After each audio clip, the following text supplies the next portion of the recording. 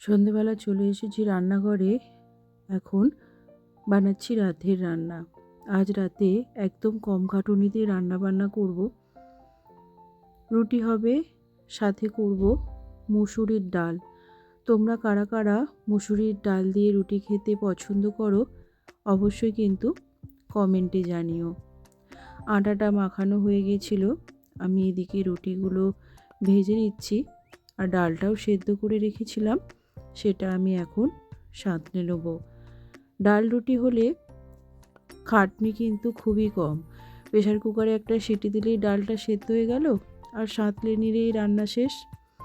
যাই হোক, ডালটা তো সেদ্ধ করাই ছিল, এখন সাঁতলে নিলাম। ফুটে উঠলেই এটা আমি নামিয়ে নেব। আমার এই ছোট্ট ছোট্ট মিনি ব্লগ ভিডিওগুলো তোমাদের কেমন লাগে অবশ্যই জানিও। আর যারা ভিডিওটা দেখো অবশ্যই একটু কমেন্ট করে যেও, তাহলে ভালো লাগবে। কে কোথা থেকে তোমরা ভিডিও দেখছো অবশ্যই কিন্তু কমেন্টে জানিও।